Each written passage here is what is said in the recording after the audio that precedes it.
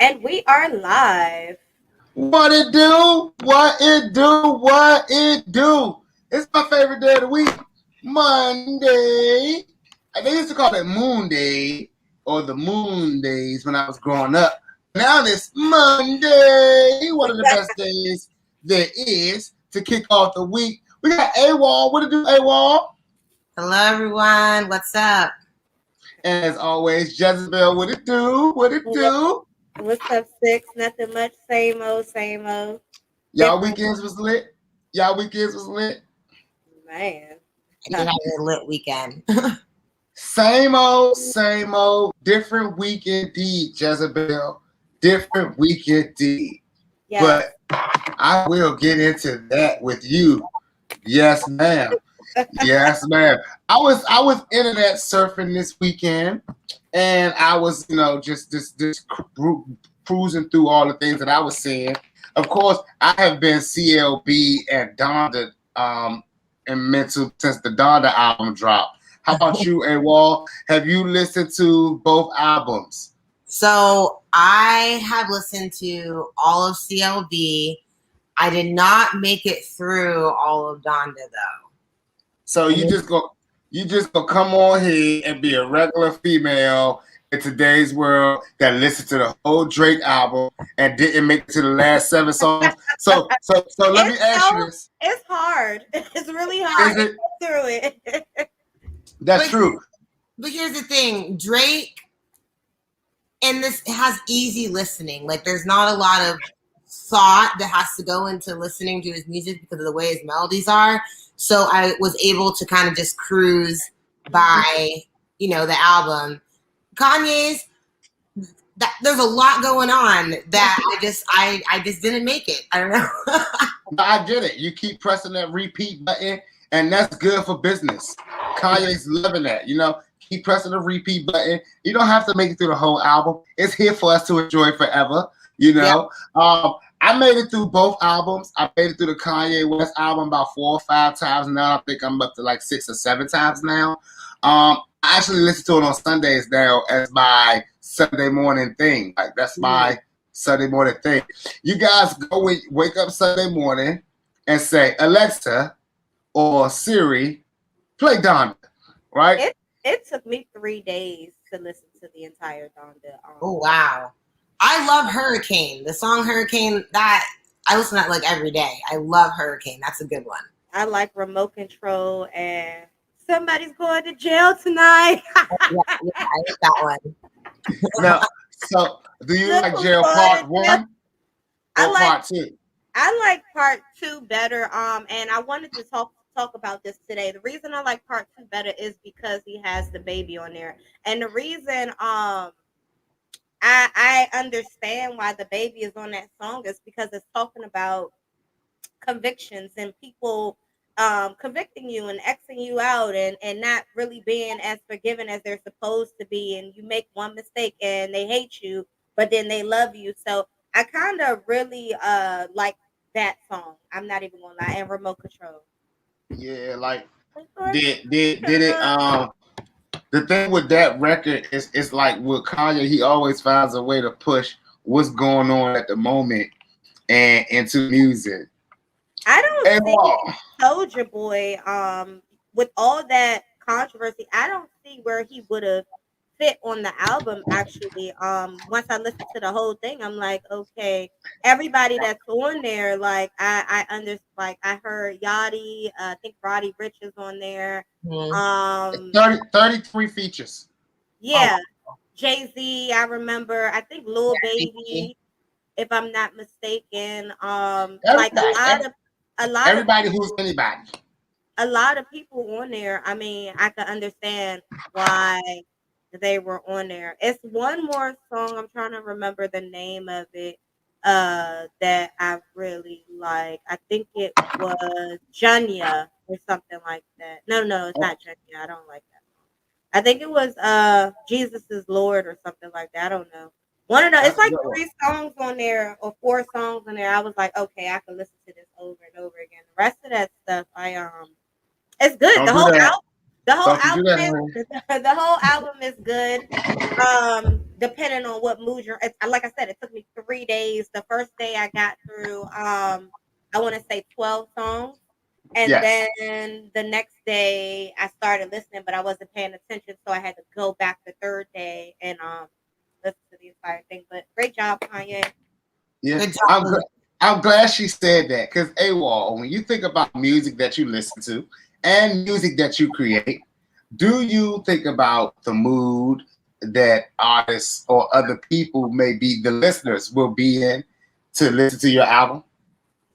Yes, I really do, because I have a musical theater background, so I'm very much into like telling a story and making, creating a show, creating something entertaining. So when I was picking my songs for my EP, I was really like specific on, okay, this is a song that will make people feel this way. This is a different type of beat that will make, people feel that way. They're not all like, I wouldn't say they're all cohesive in the fact that the genre is not pushing different, limits, like on the EP.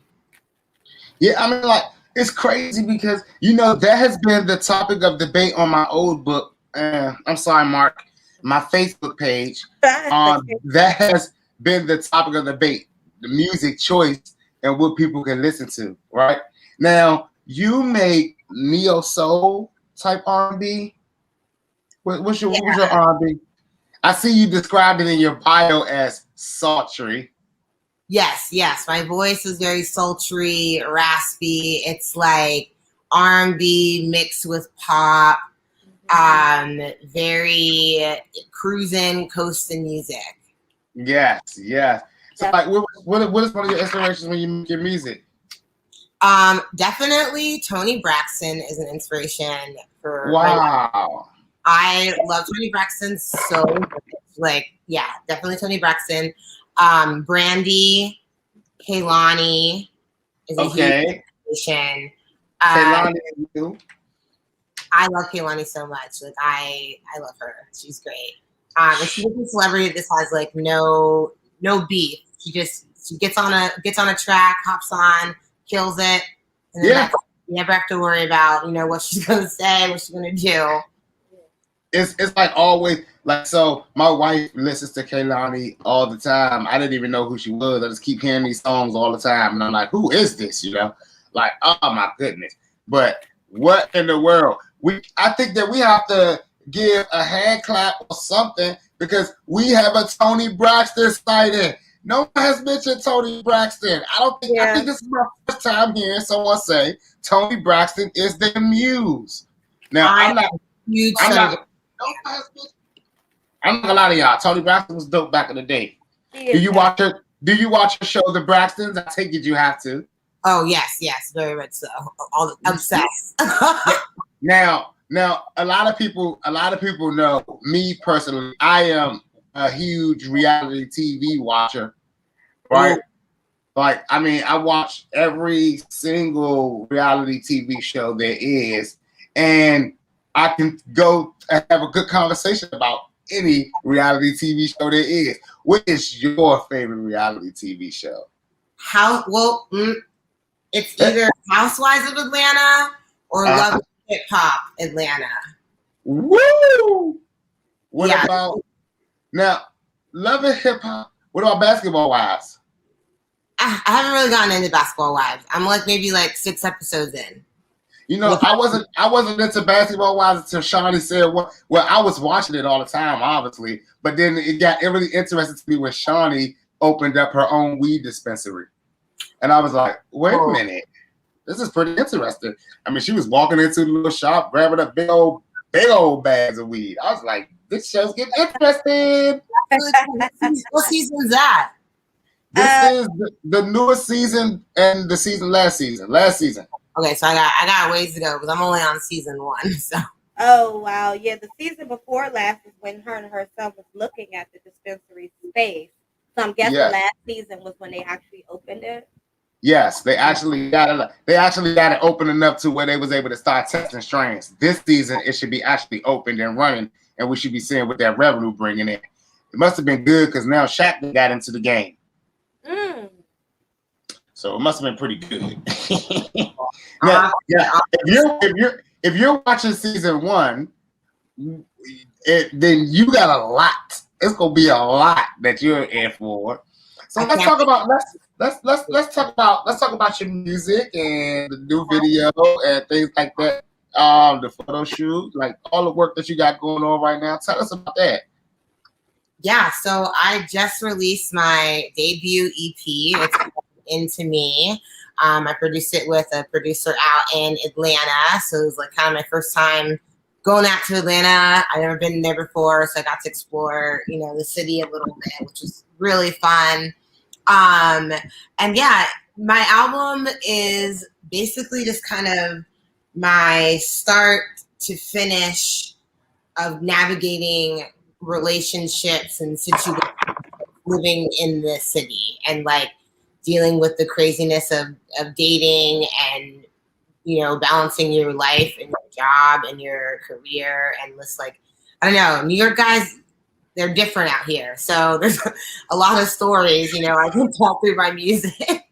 New York people are different. You're not gonna just be like New York guys. Nah, not here. Listen, I like New York guys. I am so scared of New York people. Like when I read your bio, you said that you grew up in Pennsylvania. I did. Now, how was it growing up in Pennsylvania? And like, was it one of the popping parts of Pennsylvania, like Pittsburgh or Philly? Oh, no. I lived in the middle of nowhere, right in the middle of the state. Very much, cows, horses, farm, big Amish population. Oh. Yeah, I mean, like for a while, we would have to drive to Penn State. That's a familiar place. We would drive to Penn State to go grocery shopping at like Walmart, like that, and that was like 45 minutes away from where I live. So it was a very rural place to live in. But wow. I lived in town, so I lived like around like the college because in town because there's not. Yeah, so I had that experience of not being like in the country when I wake up in the morning, but I still had like the yard and I had some chickens growing up, as a pet, that kind of stuff. Wow. So then it immediately goes into say, give me 1 second. It immediately goes into say that you knew immediately that you were ready for the big city. Now, was it because of the living in the ruralness that you was like, nah, I can't do this? Yeah, it was a mix of like, I do love the country. I do love, being outside. I love nature, the forest, I love hiking. I write better when I'm outside, honestly. Like when I write any song that's been like so and like outside surrounded by trees. But I really need to get out of there, I guess, because of the mindset of people. And, I was the only Black person really in town. So that, I needed to experience culture and branch out. And I knew from, a young age that that's what I wanted to do. It was just leave, travel, do what I can, come back, say hello, but, not live there. Yeah. Now, I don't. Now, tell people how you grew up. Like, how was it growing up for you like that? Like, because I read in the bio that you was raised by 2 pastors. Yeah. Like, oh my goodness. So, where I'm from, we have a saying about pastors' kids, and I'm sure that everyone has that saying about pastors' kids. And you had 2 parents that were pastors, so that means that you was probably double the trouble. Yeah. I mean, I definitely had the reputation of being a pastor's kid. I won't lie about that. But I was pretty like reserved for, I think, kids my age. Like I was pretty good and tame and everything. But I did get, got into my trouble. I would, work my way into things, use my pastor kid privileges as much as I could. Yeah. They're like, they're like, now, Pastor, that your daughter down there cutting up again. Yeah, go down there, swearing, listening to music, running around. I would do that a lot. I was very hyped. Listen to that Tony Braxton on loud. All out in the back during service, So when is it that you moved to New York? I moved to New York, so I transferred to Temple University my junior year of college, and then I moved to New York a year after I graduated college. I was just kind of like, I was doing theater. I was traveling to New York a lot. I was kind of bored of the theater scene in Philly. Just wasn't like for me, the shows, that was a lot of companies were doing. And I was spending a lot of time in New York, and it's always been a dream of mine. So I was just like, okay, like, let's go in there, move in there. And I did theater, honestly, up until like 2019. So like being a recording artist is very much new to me now because I did theater up until then. But I left the theater world because I just was like very tired of playing the same roles over and over. Dream Girls, something, Color Purple, stuff like that. So I was like, I really want to like branch out and do it. They didn't make you play Celie all the time, did they? But the thing is, I can't sing her part, so I never played her. And that I can't be belting up to that sky so hard. Who were you in Color Purple? So I never played Color Purple. I did Dream Girls. That was my track. But okay. I had an audition for Color Purple on Broadway. And my manager got it for me, and I was like, I can't sing that song. I was like, I could sing something low. I'm an ensemble, I'm gonna be up there in the back, Color Purple, but I'm not up there to sing, up there in the rafters. I told her, but they put me in, and I got in there. It was for like the assistant director at the time. They made me sing that song. I took it down the octave, sang what I could. So do you have any like stage fright? Do you have any stage fright? I don't have, the only time I would have stage fright is if I'm like not prepared, or if I know I can't sing a note or something if it's up way high, belting up there, Whitney Houston. But I don't really get nervous because I feel very at home when I'm on stage. And I think like for me, the best part of doing music is performing live. But that's what I love to do. I love to put on a show and like interact with the crowd.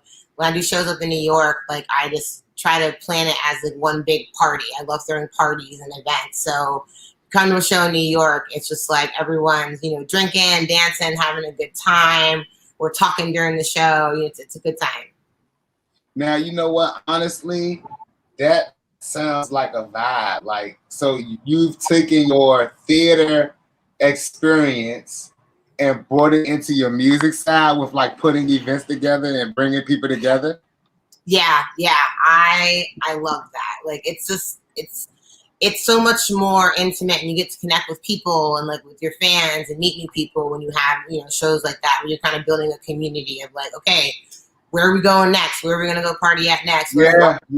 Show. We're going to be in Brooklyn, like, Manhattan, what's going on? So I want to keep that going and kind of, make it my brand of just like, okay, when there's an AWAL show, it's a party. It's a good time.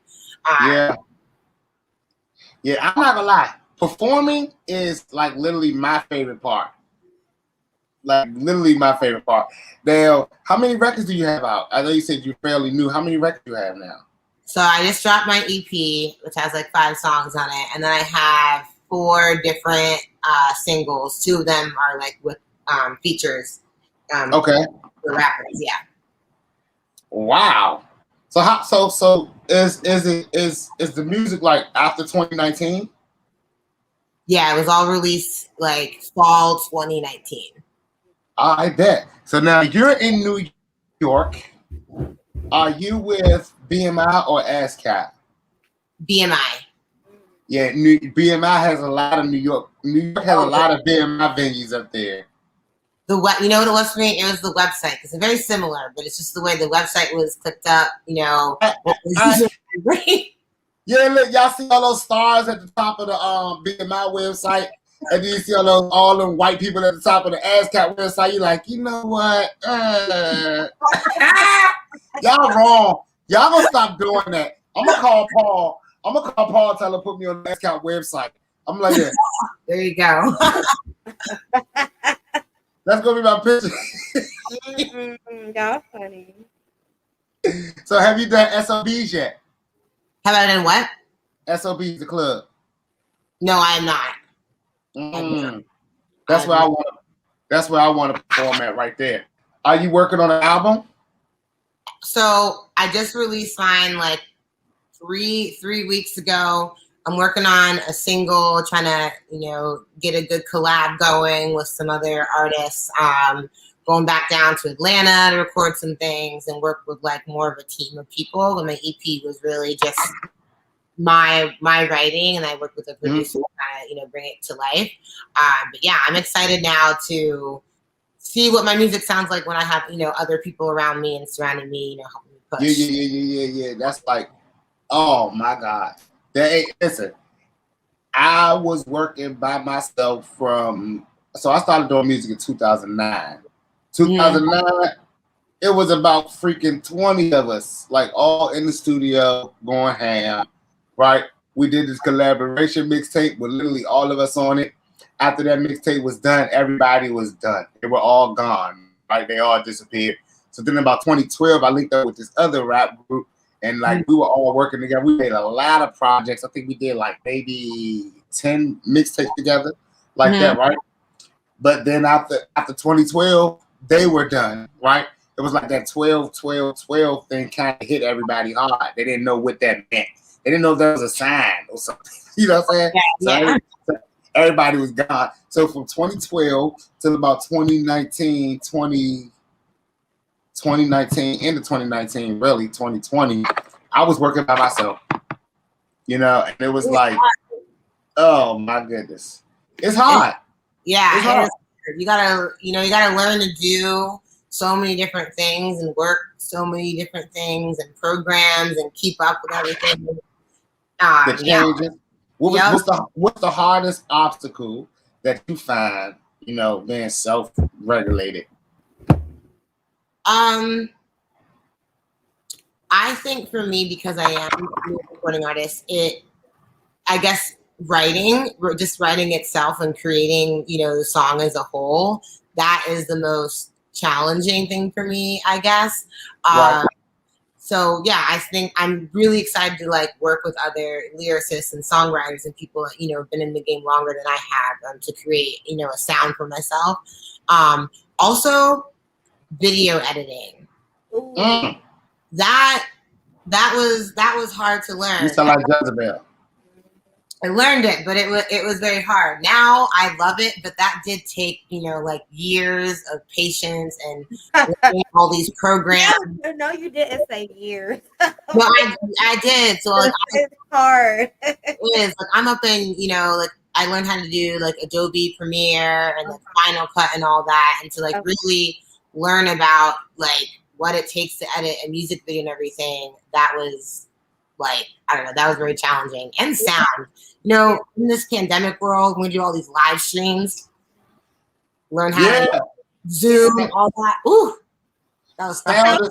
So do you think Final Cut Pro is easier than Final Cut is easier than Premiere? No, I like Premiere. Okay, because that's what I'm actually learning day by day. Really? Premiere. Yeah. So I wanted to know, like, should I just trash it and go get an Apple, do Final Cut, or? So that's what it's all about, processing. Like between Adobe Premiere and Final Cut, it's not about what's easier to use, because the processors is what's going to be the ones that make the final product. Yeah. That's why I mean, like, it's crazy because it's the same way with Pro Tools or Logic or any type of different DAW. You want something that's user friendly though, and I mean, I feel like Adobe Premiere Pro is kind of user friendly with the tutorials. Yeah. What I'm asking is, if I just look at Final Cut, will I be able to figure it out as opposed to Adobe where you need to know? I think it's all the same.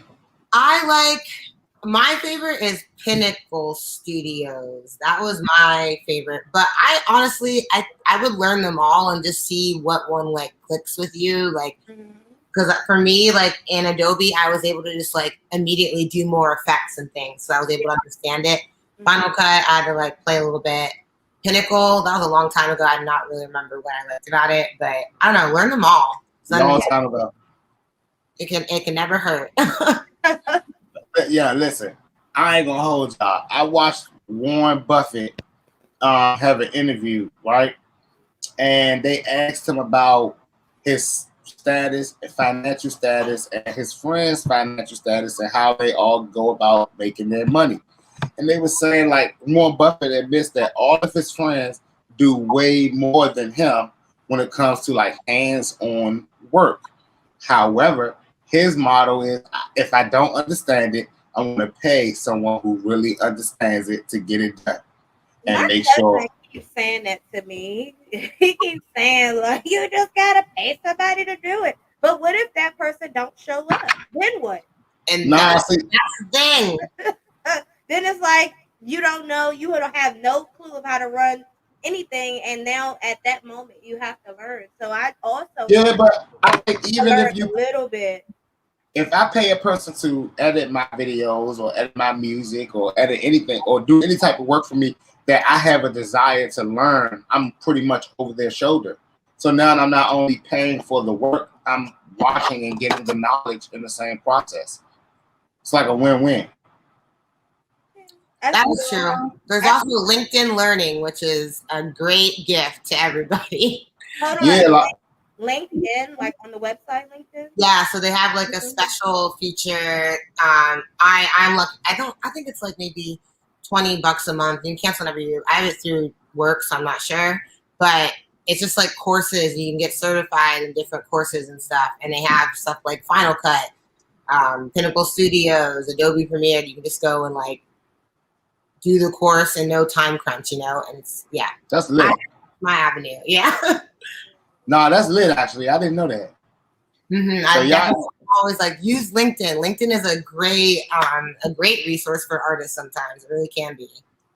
Yeah, look, I use LinkedIn to find the people that actually make the decision makers. Exactly. Search A&R, certain record labels, all that. With them. Yeah. So have you done any movies or any TV shows or any like stuff like that? Commercials? No, I never really got into like film and TV. I did like, some master classes and stuff after college and like a couple auditions, but really like theater and musical theater has always been my focus. Yeah. Well, like now. So have you seen the great debate going online? Dinner with Jay-Z, or would you take $500K? Yo, yeah, I've seen that debate. That is a stupid debate. Have you chimed in? Yes, I am going to be taking the $500K. I will definitely be doing that. Yeah, I don't know. What do you think? What's your? So before I answer, I am personally asking everyone that will take the $500K. And Jezabel, you cannot not give an answer. Will you be taking the $500K or will you be taking the dinner with Jigga, my nigga Jigga? Initially, when I first seen the meme or whatever it was, I was like, I'm taking the money. Then I thought about it. I was like, if you take the money, like, I mean, wouldn't you want to know what he has to say? So I don't know. I'm still taking them because my first initial thing was like, shit, I'm taking the money. And so let's go ahead and pass the mic to AWAL. AWAL, what will you be doing with your $500K? I'm going to be investing it in my music, in my marketing, in my brand, in events. I'm not going to, I feel like you can sit down with Jay-Z, have a dinner, make a personal connection. That's great, but that's not going to push your brand to the next level. having one dinner with Jay-Z. You don't know, he could be in a bad mood. He could be like, okay, this is, check please. I gotta go. I don't know. I don't know, what type of day it's gonna be for him. He's a busy man. I'm definitely gonna be investing, my money. Jezabel, what would you be doing with your 500K? I would be hiring. I would use my 500K. If I'm an artist, I would use my 500K to hire certain people that may have some of the knowledge that Jay-Z has. So if I could afford to get some of his advisors or people that work on his team that could properly help me or work with me to get to where I need to go, then that's what I'll do. So me, I answered the question like a white person, guys. I didn't answer like a black man. Now, the thing is, we have a tendency to do this thing when we read things. We like to go ahead and put our twist on them to figure out how we can make this narrative fit. Now, me personally, I just said take 500K or take dinner with Jay-Z.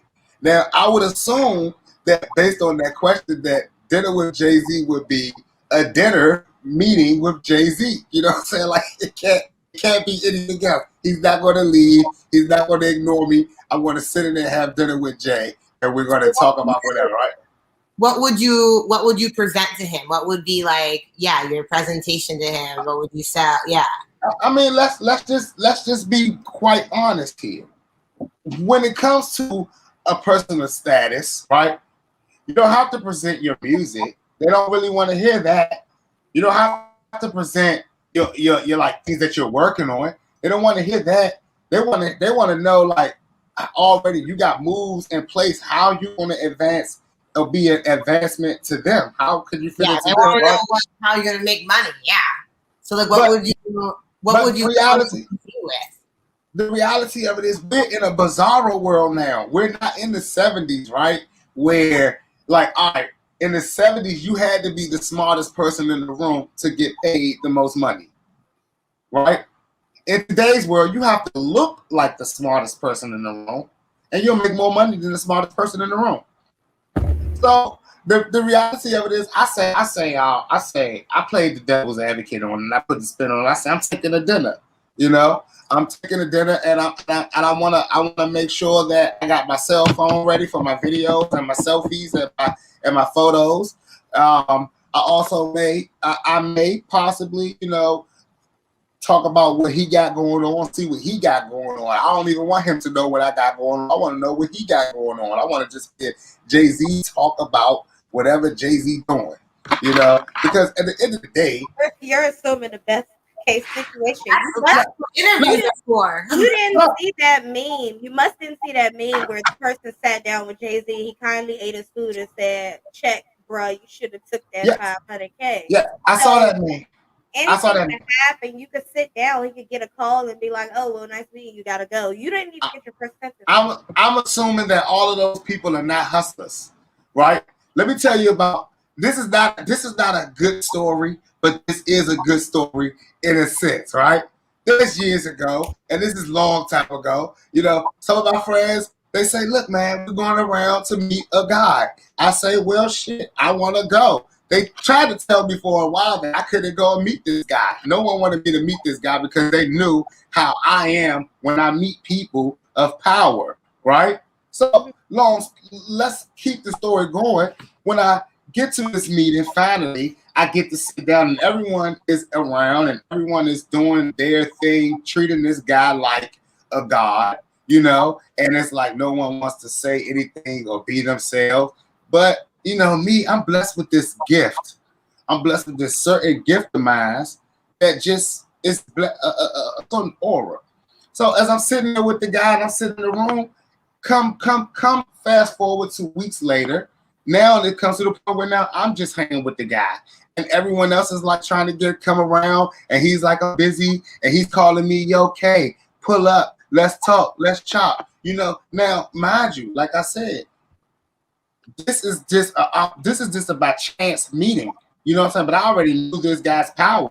But in that time of hanging with that person, and meeting that person, I had already changed my life to where I was making probably nothing. I made tons of money, and I didn't have to take anything from anybody. I made way more money than I even thought about making, just because the knowledge and sitting around him, the things that he said to me, the things that he gave to me, that I was able to start using and instilling in my own personal life. Now I'm like, oh shoot, whoa, wait a minute. You know, I look at knowledge, I look at words way differently. A lot of people look at words as just face value. You know, I mean, I tell a lot of people every day, make sure you got your Ascap, make sure you got your BMI, right? And they're like, oh, he's just talking. But if you don't afterwards go and do it, then that's your fault. You know, Yeah. like if you're not making money off your music, it's your fault. I'm gonna play devil's advocate, right? Okay. Yes. Jay-Z. He's an important person. He's got a lot of businesses going on, right? Right. Here's the story. I had a friend who did makeup for some people, and one of her friends was a costume person and was getting flown out to go meet with Rihanna and show her designs for the next fashion show. Huge deal. You know, this girl's been in the game for a while. So she flies out to it was like in Paris or whatever, to meet with Rihanna. The meeting's supposed to happen, right? Rihanna gets in there 2 minutes before she got pulled into another meeting, very important because she's got business going on. That happened 3 more times. This girl did not end up meeting with her until 4 a.m. And then Rihanna's too just tired, distracted to really pay attention. And they flew her out there to meet with her. Someone like Jay-Z, he's going to be in that same thing. There's no guarantee that you are going to have a meaningful conversation with someone. And that was going to be helping make her money too as a partner. And then she still didn't even have time. I don't know. Let me tell you the hustler and me, right? I'm sitting down at dinner. Jay-Z walks in, and 2 minutes into our conversation, someone says, hey, we got another important meeting to go to. The hustler in me knows that Jay-Z has to ride and drive to that meeting. So the hustler in me is now saying, to go, please. I'll take this to go. I'll grab my bag and I'm hopping in the car with Jay. I'm going on here taking that ride because we have a time frame. We're still on that time. Now, I don't got to worry about my car because we in Uber time these days. You know what I'm saying? If I'm in the car with Jay-Z, we're going to be in that joint having such a good time that, hey, when I get to that meeting, I'm going to know to play my role. I'm going to know to be quiet, let him finish his meeting, and when he get done, right back to our meeting. Boo boo wah wah wah wah boo boo boo but I be a bad. You know what I'm saying? Now if Jay-Z can have as many phone calls as he wants, but guess who Jay-Z gonna be with all day long and all night? That's a good song too. All day and all night. But Jay-Z gonna be with Sixxcess all day and all night, because guess what's gonna happen? Until we actually eat, he's hanging with me. He's hanging with your boy. And I'm not ashamed to ride around and follow you around and something, whatever you gotta say, because if he says to you, if Jay-Z says to you in those first 2 minutes, yeah, like my first deal, I did this, but then I decided to do this. Bam, that's a gem right there. I can Google, what Jay-Z did. Nah. You can Google. You can Google. But listen, you read the Bible, right? Yes, yeah. I've read the Bible. Don't you feel really special when you get to those parts that's written in red, that they say Jesus said these? That's why it's written in red. Don't you feel a little bit more special when you get to those parts of the Bible, as opposed to the other parts that are just written in black, that is like someone transcribed it, and then they get to that red part, and it's that little key at the top, the words in red, Jesus said. You're like, ooh, you read those, everybody read those words with power. When they get to that part, they read them with power. They be like, and Jesus said, thou art great. So you can't tell me, if you sit there and you read it on Google, you like, yeah, Jay-Z, like they said you. Yeah. When I left them though, the dates, when I left them, I did this, and that.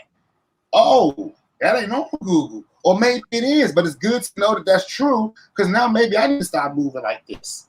And if I move like this, and if I make 100K, then I'm already richer than someone giving me the 500K. Because now I know how to make another 100K. And I can turn that 100K into 200K. And I can keep doing that same process until I made $1 million, 5 million, 10 million. But if someone gives me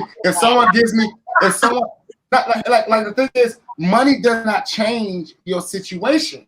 That's what I try to tell a lot of people. But if you know how to work and turn money, that's a whole other level. If you know how to be smart with your business, project manage, create something, if that's what you do in your regular day-to-day job, you can take that money and take those resources, and then you can be at a party with Jay-Z and introduce yourself. That's how I look at it, is like you gotta surround yourself with your brand and level up and get to a level that when people are gonna take you seriously.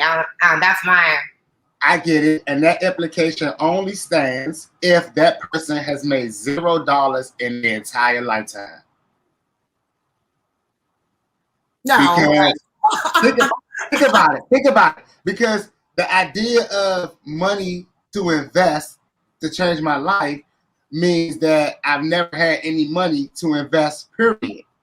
But it's the realization of like the reality of what life is and how business works and business plans and investors work.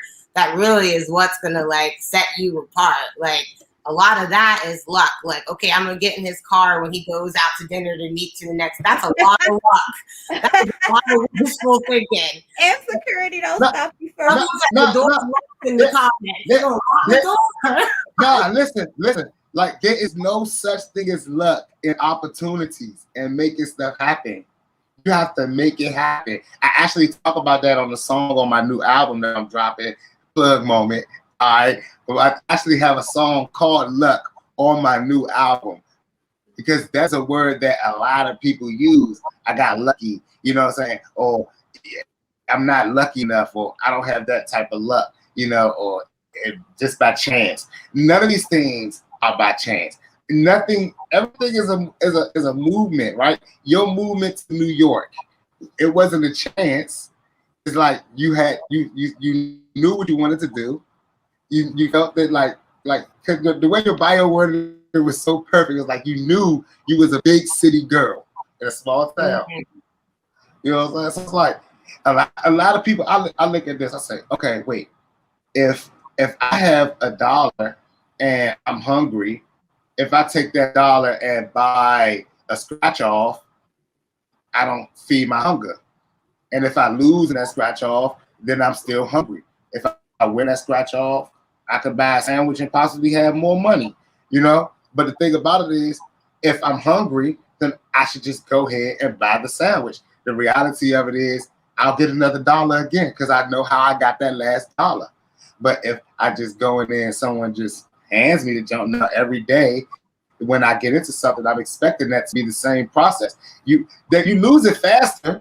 I mean, no, because like also like if you're trying to start a real business, if you look at like how people have started businesses and brands, you have to have investors and investments. You don't want to invest all of your own money because then what you living off, what you do, and the actual time and time that it takes. Like, I don't know. I'm taking the $500. I'm gonna be smart, use my money and my business plan, and then I'm gonna be in the same room. No, listen. I totally agree with how you were saying that you start your business with someone else's money always. You know what I'm saying? But what I'm saying is that if that only applies if you've made $0. Because if you made $1, if you made $1, that's enough to invest in whatever it is that you need to get started. Let's say that it's $100 to start whatever you need to get started. Mm-hmm. I don't know, selling a shirt. This is $100. Yeah, let's just go business. Give me a business scenario. Give me a here. $500,000. Like give me a business money. Give me a business model. Give me a business. Let's start a business right now. Let's start a business together. Okay, what we starting? What kind of business? Jezabel, give us a business, Jezabel. Toilet paper. Really, Jezabel? You want us to compete with Charmin? I mean, we just compete with Charmin. But this plant-based toilet paper. Yes, so let's take that. Now, initially, we're gonna have to, before people invest in us and give us money, we're gonna have to spend money to show them that this is the way to go. We're gonna have to put stuff behind it and make it move, which is gonna cost our own money. You know, then eventually people will start buying it and people will start talking. And now we're no longer spending our money, we're spending revenue. I mean, that's a way to do it. That is one way to do it. But there's other, like, okay, so say if we wanted to start an app, right? To do that app, we're using our own money because it's our time and building that said app, right? But you are going and getting investors to invest in the app to power it. So yeah, you're using your own money, but that's your time and your skill because your money is your time. But then you're using people's big money because in an app, you're going to need $500,000 to make it go anywhere. So you want to go and take that money then that someone else is giving you because you're already using your time, which is your money, into that. That's how I look at when I'm looking at, like, you know, a big business, a brand that make people money that people, you know, like Jay-Z and other entrepreneurs also want to partner with you, you know? Yeah. And the funny part about it is in this scenario, reusable condoms. Huh? Someone said reusable condoms in the comments. Listen, that's Tony. Is that Tony? Yes. I try to reuse that. Listen, I'm gonna put it like this. Even I think in this scenario with this meme, it's hilarious because there's no right or wrong answer, right?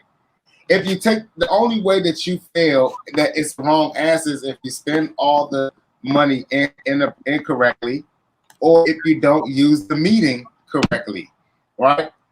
So it's like now you're just asking yourself, okay, what is your mental? Like, what do you want? Like, a lot of people will take the money, and a lot of people will buy their dream house, their dream car. You know, will take care of the things that they have been thinking that they've needed to money to get, because we don't understand, or we haven't been taught that money is just a tool that we use. We are taught that money is what we have to get things.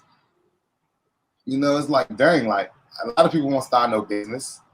You know, I mean, it's funny how many new businesses pop. You know how many new businesses popped up due to COVID? So many. Yes, and it was mostly all to get PPPs. Yep, that is very true.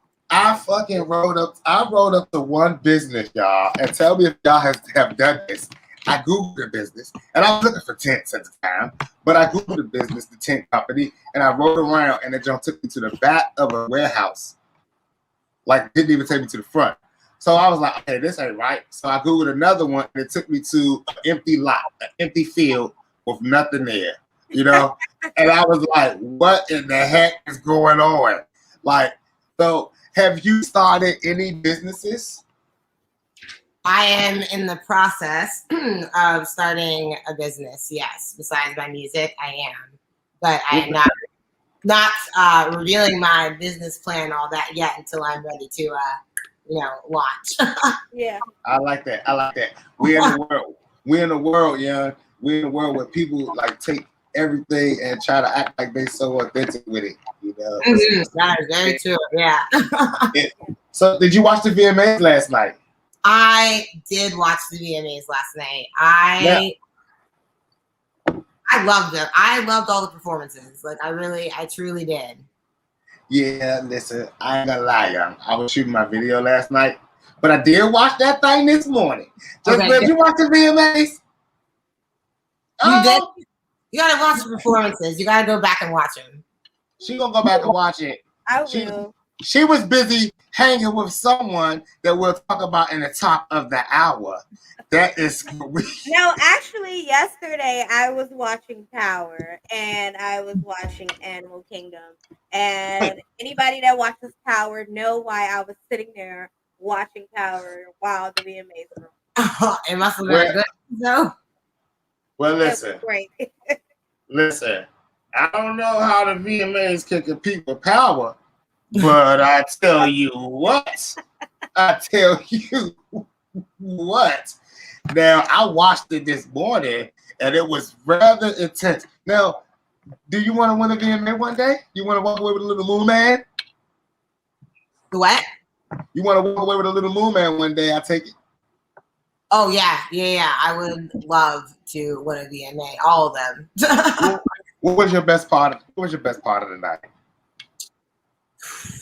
Oh gosh, I really loved watching Chloe like become her own artist. Like that was really inspiring to watch her. Like, Baby Beyonce. Yeah, like I really love to watch that. And I love Normani. Yeah. She did great. She was dancing. I got to see Tiana Taylor for a couple seconds. That was nice. Who else? You know what? Busta. That was fun. I wish that I could have been in the audience for that performance. I would have paid a bunch. I would pay $500K. Audience. Okay, I definitely got to watch the VMA. Now, did you enjoy Nas X's performance? Yes, I loved it too. I loved it. I thought everyone was great. I even enjoyed Bieber's. Yeah. Lil Nas X. Justin Bieber is back. He don't just got his peaches down in Georgia either. He was going in.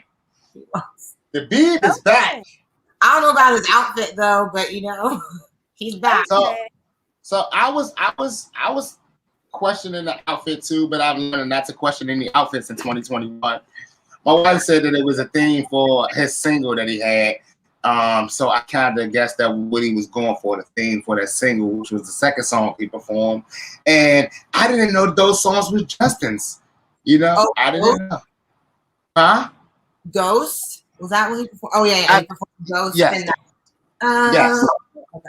Now, see, you're good with titles. Me, I'm good with the artists, Like, I don't even be knowing titles of half of these songs out here, What do you think? Do you think there's any song or any artist that should have won that did not win? Yeah, whatever. Oh, that should.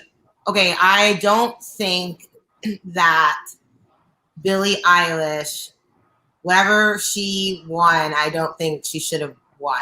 That was I remember that sticking out. She looked shocked. She looked shocked too. What did she win? Like the good song, like the whatever the for good song, the charity song, the impact global song. It was right before the hip hop awards, so that's why I was like, "What? Why is they doing this right now?" Yeah, she did look shocked too, and not she's deserving. I just thought that category was interesting that she won that category. Honestly, I was looking at half of those videos half of those artists performing, and I was like, "What's this song? Who is this? What is this record? What the heck is going on?" Like, and then there was something else that someone. I mean, of course, it's all fan voted. So there's whoever got the biggest fan base that's on the internet the most is going to pull through. But there's something that I thought Lil Baby was going to win. I thought Lil Baby was going to win the hip hop joint. I didn't think Travis Scott was going to win it. But then, I was like, "What? Travis Scott won over Lil Baby?" Because you just got. There it is. You can't beat the Kardashians. Can't if they say do something, they got all the minions up there doing it. They big fan base. So, are you planning on shooting do you have any new videos in the works? I am now planning and curating a video for the first song on my EP called Hold Me Down. I'm really excited because I'm going to really use my theatrical background in it and kind of create a little mini movie type thing before the song and incorporate musicals and dance a little bit more. I'm excited. So you see the theme going into 2022 is obviously going to be levitating. So you have to try to figure out a way to get into one of your videos, you levitating. That is going to be the theme going into 2022. I know. Everyone, I just dropped the gem. Everybody's up in the air. I don't understand. Listen, look. Kanye took off. Doja Cat took off. Somebody else took off. It was all just flying. I don't know names, but they all just flying. I think Pink has been doing that too in her recent performances. Everybody's Yeah. setting themselves on fire. Like, oh my gosh. And I'm Yeah, scared it's of wild. I'm scared of heights like that. Listen, I'm scared of heights too. I'm Yeah. scared of heights too. Jezabel, you scared of heights? A little bit. I mean, I'm scared of heights when it comes to zip lining. But when it comes to going, like looking over a balcony that's 100 stories up in the air, I can do that because I feel secure. Ooh, see, that's what, like, in New York, we have the big building called the Edge where you can, like, look over you're really high up in the air. I can't do heights like that, but I can, like, ride a roller coaster up high. But I can't be looking over. I ain't doing them, though. I ain't doing I'm looking over at stuff, so I can't do that. Y'all are gangster. Listen, no. I only do roller coasters if I go out with a group and it's like, you a bitch, you a punk, you scared. I'm like that too. I'm like, hold up. I'm like, hold up, though. We gotta get in the middle though. In the middle, you know what I'm saying? But yeah, no, I'm not a roller coaster guy. Now that I'm older, now I'm not afraid of the peer pressure. The peer pressure doesn't bother me. I'm able to tell my friends when they want to go on the roller coasters, okay, I'm gonna get something to eat. You know, it's cool. It's cool by me. I'm not. No shame in my game. None whatsoever. None whatsoever. But as far as heights, I'm definitely scared of heights. I'm definitely scared of heights. How do you feel about dogs? Dogs? Yes. Okay, I don't know if you looked at my Instagram because I post a lot of dogs. I love dogs. So. I see that. I was like, you're obviously a dog lover. That's why this topic, this next topic is going to probably piss you off. So I know you sit it down, you know, but brace yourself. What do you think about your man Jaheim, Mr. Put Your Woman First? Oh, hell no. Who? Wait, what? You heard about Jaheim? Jaheim Hogsboard? No, wait, what is this? No, I don't know what this is. Well, let me tell you, Jaheim was out of his home when he was apparently not feeding his animals. All right. So his animals were definitely in the front yard when people were called, and the people got there, the animal patrol got there, went into the home, found 14 more dogs. They found 9 dogs in the front yard, 14 more dogs in the house, no food, no water. One of the dogs had to be put down, and the other dogs are now put in the doggy shelter. Oh my gosh. I'll take the dogs. That's so sad. Yeah, I know. Breeding them or something. I think he had to be. Dogs or something, and he just wasn't taking care of them. They no food, no water. They were like very lethargic. Yeah, I read about that, and I was like, "Well, Jaheim have been having issues for the past." When I saw his mugshot, what has he been going through? Did you see that meme where it was like Jaheim said, "Put a woman first," and I forgot who the other person was that was like kind of fuck, you know, like F females or whatever, and that person looked young and healthy, and Jaheim looked strung out. I gotta find that meme, but it was hilarious. I saw it. This is what happens when you put your woman first. Yeah, and it was Jaheim, and he looks like I don't know if he struggled with drug addiction or what, but he looked stressed out. All I know is if you don't look like you can take care of yourself, there's no way you should have almost 20 dogs. He had almost 25 dogs. Yeah, that's so many dogs. Oh my goodness. Are we getting the tour? So this is a nice place, but it's not my place. So I'm actually, fun fact, I'm currently babysitting right now. So I'm just, putting an order on Seamless for dinner for the kids. And then I'll be Nice. So will you or will you not be getting your smart Ray-Bans? Get my what? Your smart Ray-Bans. What's smart Ray-Bans? Now, I'm glad you asked me. Smart Ray-Bans will be coming out soon. These smart Ray-Bans will feature Facebook, they will be able to take videos, take photography, and also receive phone calls and listen to music. All from your Ray-Bans while enjoying the privacy of your shade and being able to see anything. I don't like. I don't like things. I can barely wear sunglasses, glasses, things covering myself. I don't. That doesn't sound. No. Well, I don't know. I am definitely getting vibes of creep. I mean, I don't know why they would want to make glasses that are dark, so you can't see me looking at you, recording you. Something sounds inappropriate going on here. Yeah. But, You know what's funny? It was an episode on South Park, similar to I guess these glasses that's coming out.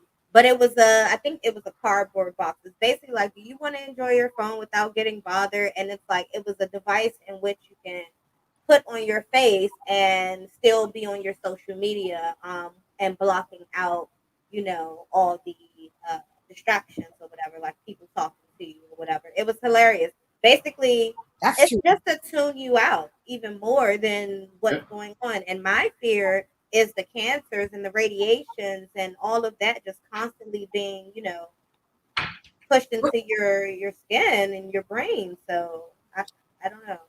We're gonna become like robots. We're not be able to like socially interact with each other anymore. No, listen, we're not gonna become robots because y'all know robots are evil. Just so y'all know, robots are evil. You worried about the zombies and people? I'm worried about people and robots. Listen, like I always talk about the zombies. I believe that the zombies will be here in the next 20 years, if not sooner. Zombies? Like what do you mean zombies? Like dead people? Real zombies. Real people walking around that can't be killed. Dead person back from the dead? Yep. Oh, I see. I didn't even know. I thought that was the definition of a zombie, but I didn't know. I wasn't really sure what that was.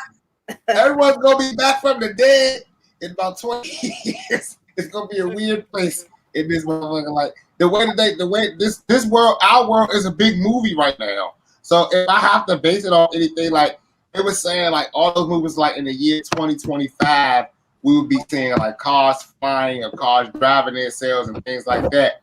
Well, like they're a little bit ahead of the curve. It's 2021. I'm starting to see them drive themselves. That's Total Recall.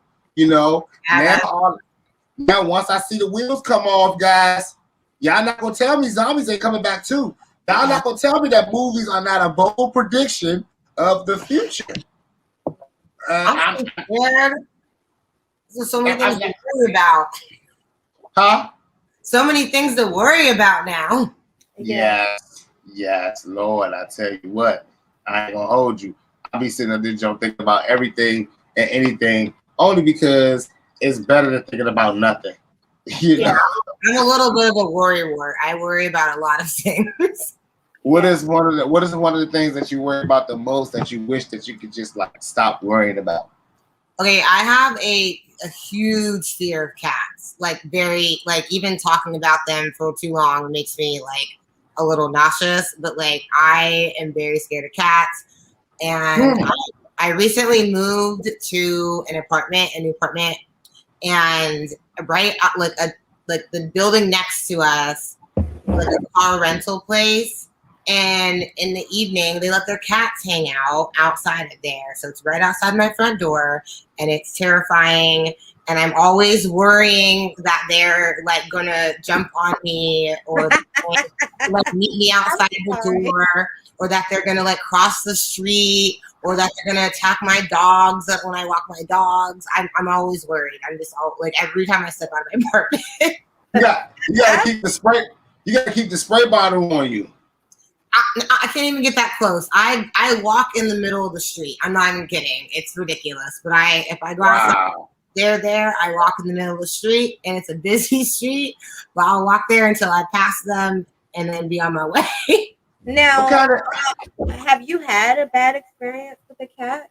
So I never talk about it because I don't really know what sparked my favorite cats, because it's been a lot, like ever since I can remember. But I remember being like attacked by my brother's cat when I was younger, and it was just very evil. And then like I had a bad friend group for a little bit, and they would, because I was scared, they would like chase me around with their cats and like throw them at me, and like thought it was funny at sleepovers. Yeah. We can dive into That's that hilarious. later, but like, yeah, they would do that stuff to me all the time. So I've just always been scared. No, listen, that is hilarious. So what type of dog do you have? So in New York, we have a black lab, 85 pounds. And then I dog sit a lot, a Cavapoo, and I don't really know what this other one is. She's just like really long and just really odd looking, kind of cute in the face. I really don't know what kind of breed she is, some sort of terrier. Right now, everyone is looking up what that dog you just said is a cockapoo. Cavapoo, they're so cute. They're so cute. They're so cute. I had bought my wife a dog one year, Papillon Pomeranian or something like that. I don't know. Papillon. It was a little dumb dog, but it was super smart. They told me it's one of the smartest dogs. I spent almost $1,000 on this dog because it was supposed to be smart. And this dog was smart. A little too smart for its own good. I sold it. I got rid of it. I had to get rid of it. Why? It was too smart. It was too smart. Then like it knew that my wife was in charge. So like it was like fuck me all the time. You know? I'm like, nah, you can't get on the couch. You know, and it's like I'm on the couch. So his wife walk in, it hops off the couch, right? And I'm like, wait a minute. I just told this dog to get off the couch. I tell the dog don't go in the kitchen. It goes in the kitchen. It's like learning how to open up bottom drawers and whatnot. The wife coming in, it act like it's not doing this stuff. I'm like, this is your dog doing this stuff. So, you know, I'm like, you know what? It knew who was in charge, and I didn't have any control over it. So I was like, no, it's got to go. It's got to go. You know? It was rude. It was rude. It was disrespectful. I would try to put his leash on. It would look at me like I'm too smart for a leash. I know how to walk. You know, it was just like one of those dogs that was like too grown for its own good. And I was like, yeah, we got to get rid of this dog. You know, it got to the point where the wife didn't want to walk it. I had to walk it, and it didn't want to listen to me. As soon as it got out of the house, it didn't want to listen no more. It wanted to do whatever it wanted to do. And she got rid of it. Was that where? She gave it to one of her aunts. And it just couldn't stay with us. It could not stay with us. You know, I'm having that issue right now. Why? You never had a smart ass dog? No, my mom's here with me now, and it's like since my mom came, like my fucking dog don't listen to me. Like she listens to me still, but it's like she looks at my mom like first, and I'm like, bitch, she know who the boss is. I'm your owner, like, but like she's like really like listening more to my mom. Like I had to be like, no, come on, you gotta like you still gotta listen to me. Like, I won't feed your ass. Hey, boss bitch. Hey, boss bitch. She know who's boss. She know who's boss. It's annoying though. It's so I understand how you feel. Six is like, wait a minute, like when she's gone, don't come over here. Like, yeah. Like I had a Labrador Retriever, very loyal dog. He knew who was boss. Like, you know, as soon as I walked in the house, came right to me, loved me, you know. And guess what? The wife got rid of that one. She said, "This one's got to go. This one's got to go." She said, "He's got to go." So, like, we don't currently have a dog because we don't know how to find that balance to show them who's boss, and without them showing us that they know already who's boss. So we're cat people because cats don't have a boss. Like they just walk around, do whatever they want to do. I got fish now. I don't have any cats or anything. I have some fish because they glow in the dark. You know, listen, if they didn't tell me that these fish glue in the dark, I would not have got them. That's funny. We honestly, I don't know how to keep the fish alive. We've lost 3 in the past month or so. They're really hard to keep alive. Listen, I'm not gonna lie to y'all. Anybody out there that knows how to keep fish alive and or keep the fish tank from turning black really fast, Black. inbox me and AWAL. Yeah, I'm getting like this really murky. Why is your fish tank black? Like I'm getting this really murky water. I don't know. You know. Now listen. All right. So let me tell you how crazy things are. Me and my wife are we're not competitive, but we're competitive, right? Mm-hmm. So, like I said, she had a little dog. I had a Labrador. Like I have a fish tank with 5 fish in it. She has a fish tank with 5 fish in it, right? Because we couldn't decide on which glow in the dark fish to get. We just got 10 and split them down the middle. We picked 5 apiece, and we didn't decide on how we wanted to decorate our fish tank. She wanted to put octopus and goddamn glow in the dark lights and all these little fishy little tadpoles and mushrooms and stuff all in her fish tank. I said they don't need all that. They just need 1 rock, 2 rocks maybe, a little reef, and let them be good. She got squids and jellyfish going around the fish tank. So her tank is turning really black. You know what I'm saying? And I said, you know, it's too much in your community. You have a lot of people inside your community. I have a really white community in my fish tank, right? It's a few good homes, and my fish they enjoy it. It's nice open countryside. Her community looks like the city. It looks a lot like Vegas. Like she got glow in the dark rocks, you know, like it's like bad enough the fish glow in the dark, but the rocks glow in the dark. She got glow in the dark mushrooms, glow in the dark jellyfish going around, and a big glow in the dark coral reef that she took from me. But I don't want to go there about it. You know what I'm saying? But her tank is getting black, and I told her it's because she got her community a little too ghetto with all them lights and fast living. It's too much fast living going on in her city. You know, I got a nice open wide country wide. What I'm gonna do, guys, is post a picture of the 2 tanks on my story after this. Because if anyone can tell me how to keep this tank from being a black community, I would like to gentrify her community a little bit. Okay, and you gotta get a little clean. If you guys, if the advice is going to be to take a lot of the things out of her city, like start destroying buildings and stuff like that, y'all in for a rude awakening because she ain't having that. She ain't having that.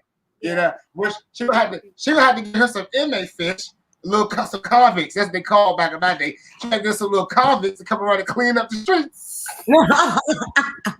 Yeah. I have no advice. I've never even touched our fish tank. I haven't helped at all. I haven't been, it's been with my roommates. I haven't done a damn thing. So like, listen, like, so you have like the best of both worlds. You got the pretty cool fish tank, and you don't have to touch it. What type of fish? What type of fish you got in there? Don't know. Never really looked at them like in depth. I don't really know. Some of them are dead. I don't remember. So where does AWAL do most of your? Where do you do most of your music at? Where? Yeah. Like recording or performing it? Recording it. So I record at a studio in Queens usually, and now I'm gonna start recording in Atlanta. But I really love the brewery studio. It's good. The brewery studio. Okay. And, yeah, that's like, it's a great team, great work, great environment. And then I also like the engineer I work with. He has a home studio, so I like to be there too. You know, it's much more relaxed. I like to kind of take my time as well. I overthink a lot, so when I'm in the studio, I like to have a lot of time. If I freeze up, so. Yeah, listen, I ain't gonna lie, I was so excited to see you when you had locked in your interview. We had a bunch of like guys on here the past couple of weeks.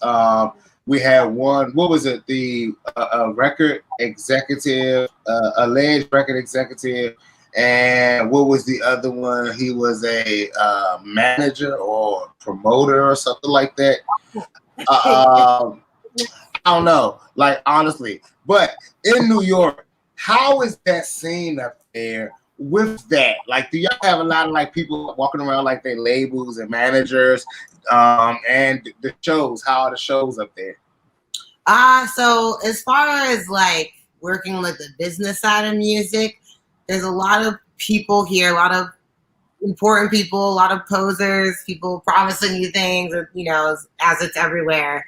But the great thing I do like about New York is that the access to everyone is that you can kind of, you know, go out to a bar and be amongst people kind of wherever and make those like organic connections. Like the networking is really good. And the shows here, like you can, any venue can be like anything at some point, which I really like. So, you know, I could play up in Harlem, you know, one night. I can play downtown. I can, you know, there's a spot for everybody, which is really cool. Yeah, that's dope. That's dope. Have you been out of the city? Have you performed outside of New York? Yeah, so I performed in Atlanta. I just performed, what was it? Labor Day weekend at the Taste of Soul R&B Festival down in Atlanta. Word. Yeah, it was so much fun. Like Atlanta crowd, like they're fun, they're dancing, like they really get into it. It felt like a party, and it wasn't even, you know, like my hometown or like home base. So that was really cool. And it was like my first time performing my EP songs because, you know, we've been in the pandemic and we had like dancers and everything. It was a lot of fun. And then I performed at like another venue in Atlanta back in March as well. And where else? In Jersey, like at a bar as well. But yeah, I love playing shows, but New York is really where I've been like hitting those shows like once a month, trying to do that. No, what's crazy is that's how I actually got onto your music, because I saw you was on the flyer with Pretty Rico Bands. And of course, I just went down the flyer list. I said, let me check out every artist on this flyer. Now, y'all got me with that flyer. That was a really good-ass flyer. Y'all got me with the flyer, right? I immediately started searching every artist's name on the flyer. So that's how I got to your music. So I was really happy to see that you were locked in the interview. And I was like, oh, this is going to be great. You know, we don't have too many R&B singers on this show. And all the R&B singers are usually, when they do come on here, are always great guests. Like it's always like great. The rappers are really too hardcore. You know, they're really too. You know, I could have dare asked them about a Lil Nas X question. You know, they're like, I don't talk about that. They don't talk about all reality TV. Oh my God. I can't have a good Housewives conversation with none of my rapper friends. None of them watch it. None of them watch it. So go ahead, Jezabel. Oh, AWAL, I just had a question for you. I'm really interested to know how you came up with your name, and what does it mean? Okay, so my name is a mixture of my first name and one of my last names. I have a really long name, actually. So my full name is Amelia Mary Harriet Lang Wallace. So it's a mixture of Amelia and Wallace. So I'm AWAL to music, mixing the AWAL, absent without leave, but to music with an A. Yeah. Does that say absent without leave, right? Yeah, but just with an A. But it's like, play on words. So yeah, because when I was in the Navy, that was one of the things that the three guys did. That they went AWAL, and it was amazing. It was amazing because for a couple of days, no one cared what we did as far as military stuff. It was all about finding those three guys that went AWAL. You know. Yeah. And why it was lasted for 3 days? Because on the third day they came in like the chain gang. They was being all dragged down the street. I was like, damn, they caught them. You know what I'm saying? Only reason it wasn't racist because it was three white guys. You know what I'm saying? So they had them running down with their chains and shit, running in the middle of the street. Shit. Everybody saw. You don't skip boot camp. You know, you got to get out the right way. So like that. I'm glad. Like so. Hey, can you please say that name again? Because that was really how did you get that all on paper? Like, and you said you went to college. Like, writing your name on the paper for your SAT is the.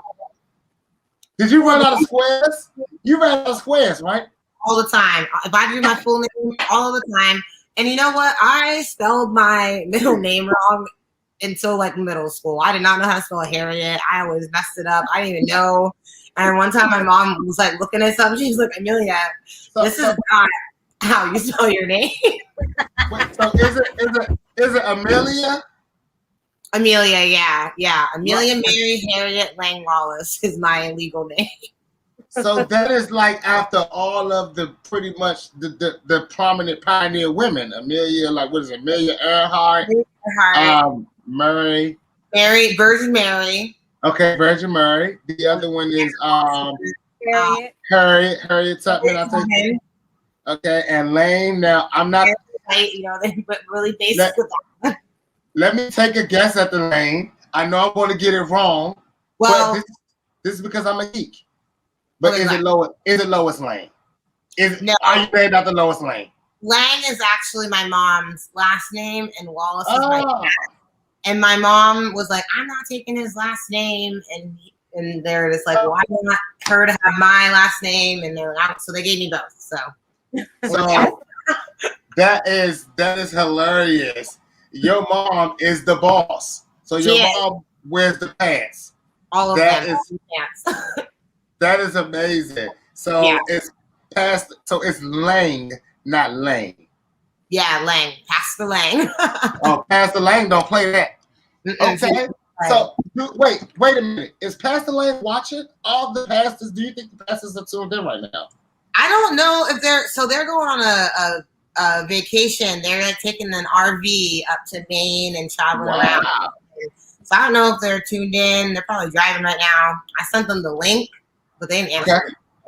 Okay, cool. No, because I gotta ask you this question. My next question is because I'm a 420 advocate. I'm big in the community. Actually, I'm thinking about running for president of the 420 community. If you guys want to vote me, let me know. Also, drop a link. I know that New York is fully legal now, and when I was there, you guys gave me some rather pleasantries. However, I know the weight was wrong. I know the scale didn't work, but it was good. But how are you enjoying the trees now that it's legal? And how has New York become a better place or not since then? I'm gonna be honest. I have not noticed that much of a difference because people in New York act like it's legal anyways. Like people really out here, they will smoke whatever they want, any piece. They want a bong outside on your steps. Like they will do that. Police walking by, how you doing? Like it's really not masked, I don't think. Right. Like definitely if I'm, at the right bar, I would always smoke in there too, But I will say there's been like more like little pop-up shops in bodegas and stuff. Like, oh, we also like now are selling this on the low because it's still not like completely like, what's the word? Circle, so they can do it. Yeah. But honestly, I don't know, you can smell it a little bit more around here, but it's pretty much the same. And I'm glad because the prices are the same too, which makes me happy.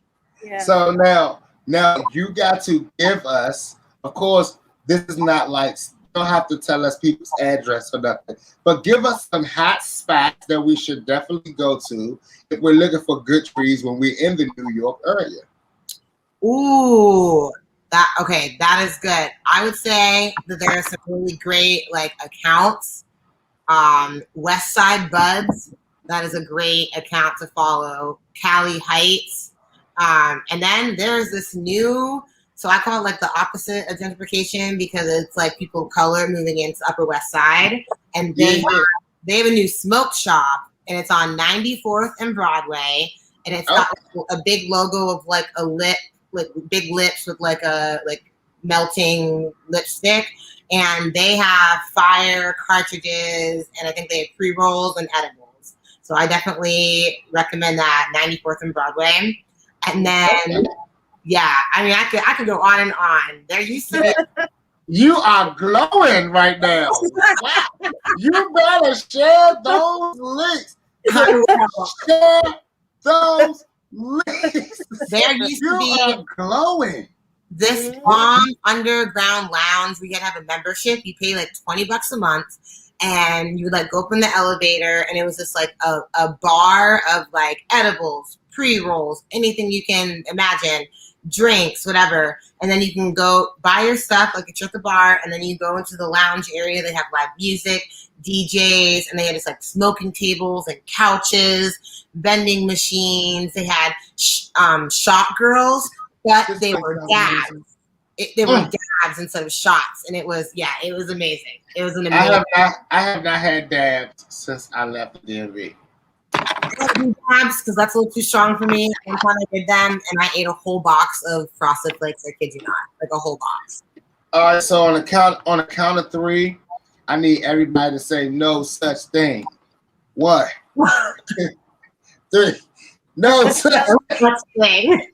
No such thing. There's no such thing as too strong when it comes to weed. It just means that you need a little less, or and take a little less, and then wait a couple minutes, and then do the rest. That's all. Do a little less, couple minutes, finish the rest. That's how you do it when the strand is too strong. We don't ever use that word in the community. What we do, when you do find a strand that you like to use the word too strong on, I like you to replace that with I need to call 6. That's what you replace that with. Because here, I like to call myself a connoisseur. You know what I'm saying? Now, what is one of your favorite strands to smoke? And have you had a hard time finding your favorite strands? Has it changed since the pandemic? No, because I really lined up, my people. I had 4 people on rotation, make sure that I got my goods, order. I really put it into motion what I needed. And my favorite strand right now, what is it called? Like Skywalker OG or something like that. Oh, you like going to sleep. Yeah, I do. I like to sleep. I love it. Listen, them indicas are something else, man. I be trying to stay away from indicas. I've been smoking on cookies. Number 9, this new cookie strand, been putting my ass to sleep. I mean, honestly, the thing with me and falling asleep off of indica, if I don't keep smoking, if I come down, then I'm going to sleep. If I don't want another jam to come down, then it's over. Might as well go to sleep. I ain't moving. Sorry, I'm check. I gotta check on the kids. Nah, you go do your thing. Do your thing. Oh, they good. They good. They look at that. They're so grown. They got their food and everything. I got me a bunch of goddamn kids, bunch of kids running around. They are so goddamn blessed to have. My oldest one, he likes to give me a damn headache, but it just trickles on down the hill. My baby girl, she thinks she's my mama. She literally tells me, "No, you go do it," and I'm like, "All right." And I don't know because I can't beat her.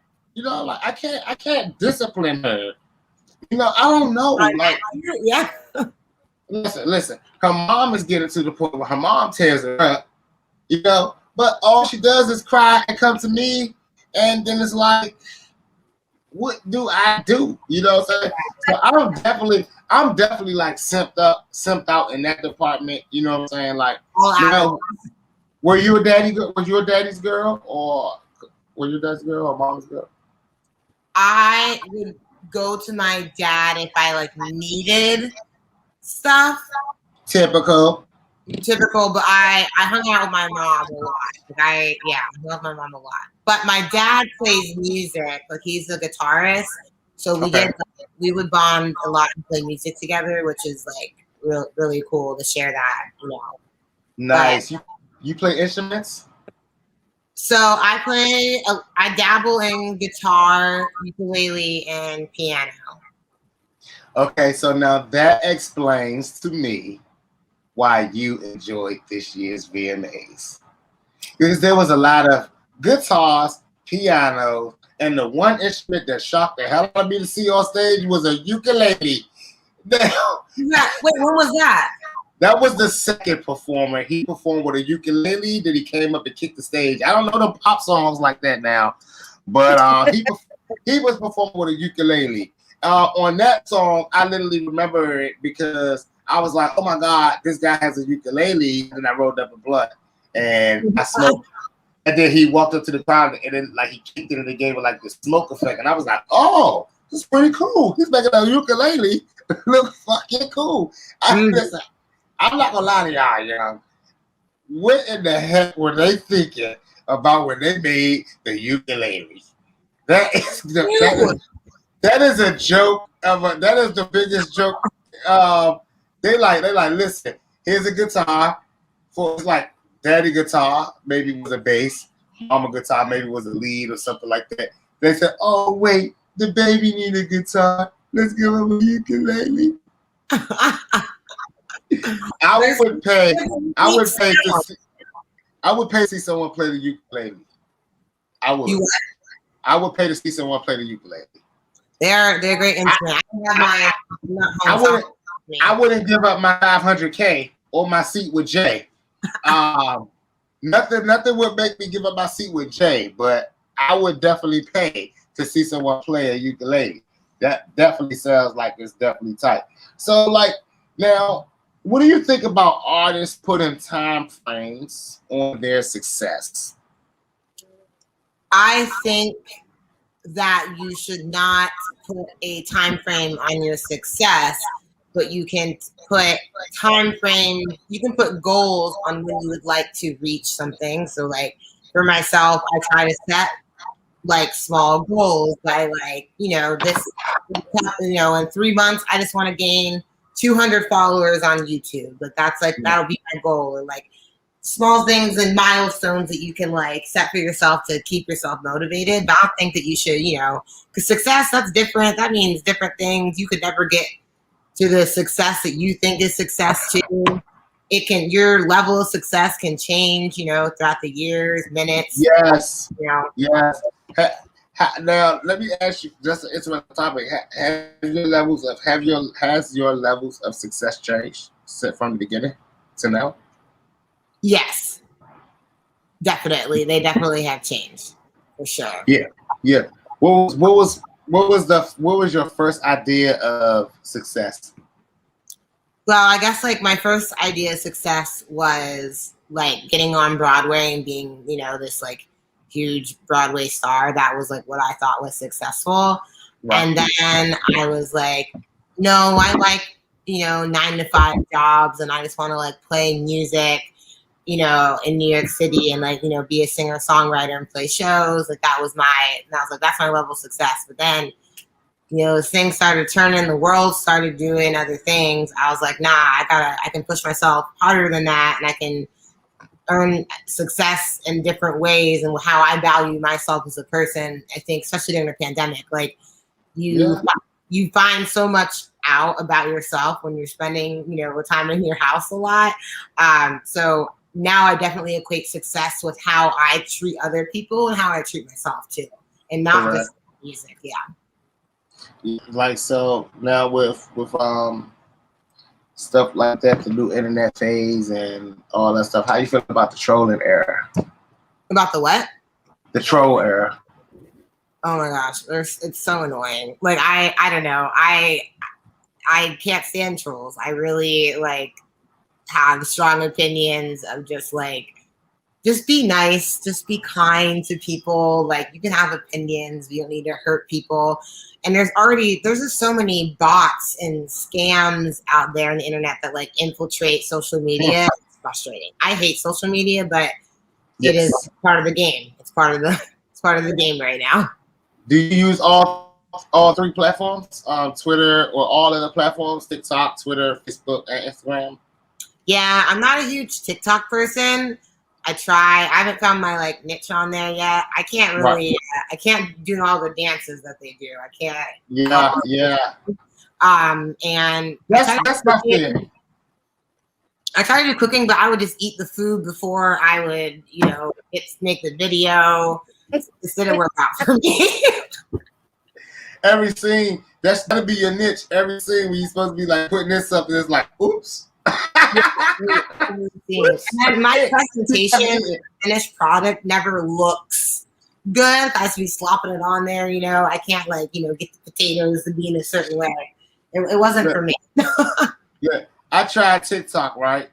Every time I tried it, every time I was posting a video, every time I was about to post a video or do a video, what I see in it's too much weed in the background. It's too much kids in the background. My daughter in the background. My daughter, if she even hears one of those TikTok things go off, what's that, Daddy? She's the star. Let me see. So, oh my goodness. So, listen, you seen the one where it says, if you play the Cocomelon sound, a toddler will appear? Now, listen, I really don't watch TikTok. I don't know any of them. My friends, my whole household watches them, and I'm always out of the loop. I'm always in the corner. Well, like, oh, I really don't watch TikTok. It's bad. I'm not okay. Don't feel bad. It's hard to get into. Say less. I'm currently unfollowing you on TikTok. No, like honestly, like I hate TikTok. I hate all social media, right? I'm using Facebook more nowadays. Yeah, like I really like I'm like, all right, Instagram is just like whatever. You know what I'm saying? There's a bunch of groupies on Instagram or a bunch of haters on Instagram. It's not really anywhere in between. It's so damn it's a damn shame. It's crazy because you realize that your real supporters that really support you, they will call you and talk to you about your Instagram, but not even like your shit. and you'll be like, "Wait, you follow me?" won't like it, won't comment. Like I learned that, and I was like, I had one. I mean, I just blocked her on Instagram because ain't no point in you watching my stories and calling me later. Like if you're not gonna like my post, like exactly. you could be my friend outside of social media. You don't need to be watching my life. So I blocked her. Yeah, I know she hated that, right? We still friends, but you never. She probably the sad shit she don't even probably know she blocked until right now, unless you already told her. Because like what's crazy, like I have a friend of mine that I would post something on Instagram and he would screenshot it and start a whole thread of text messages about the post. Like we literally have a whole conversation in my text message thread because he's screenshotted the post like this is what we're going to talk about today, and that's what we do. And like I know it, you know, but it's just like I've learned that our Instagram is for the fans, like literally like the groupies. For them, this is fire, bro. Come to my city. It sounds great. Oh, we love you. Okay, thank you. You know what I'm saying? Like you can't take any of it. You can't take anything on Instagram genuinely anymore. Facebook. I'm not gonna lie, young. Like I have taken the role. I've just accepted the role of the troll. You know, and not I've accepted the role. I've accepted it. I just accepted it. Listen, because I don't know anymore, right? I used to know. You know, like you used to could tell when a person was being a troll, right? It's like if I get on there and see you wearing green, and I just choose to say, ugh, I hate the color green. Now I'm being a troll, right?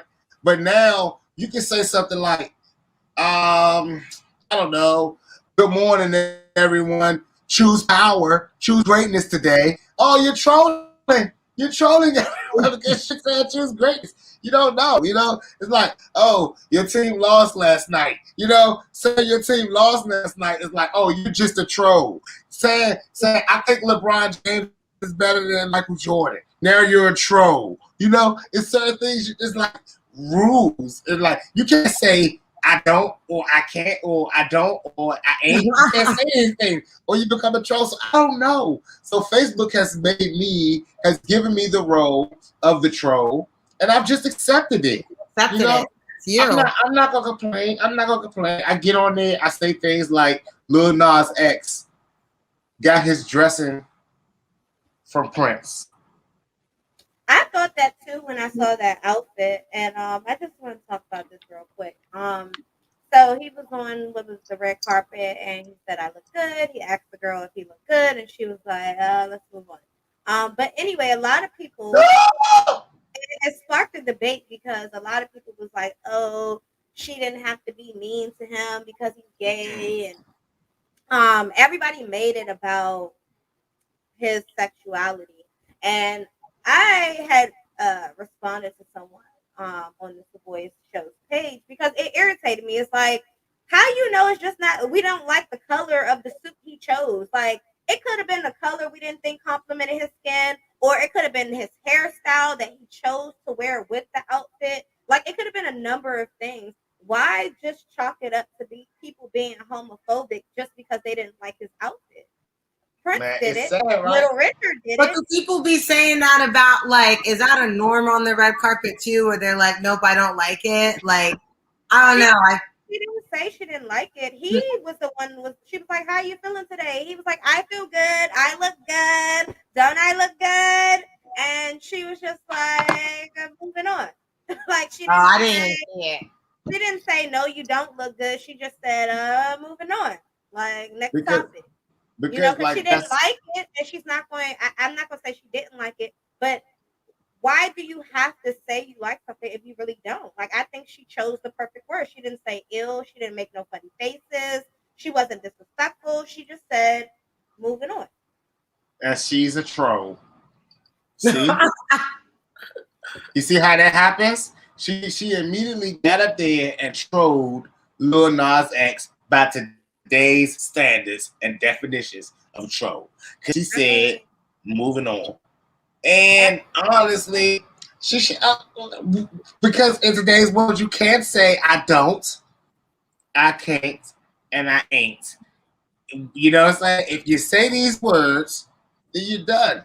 You're done. You're done. It's like you got, like, you realize I gotta be like, hey, like you, like, and honestly, sometimes in our position, just been in our position, we just gotta sit there and be like, hey, yes, you look good.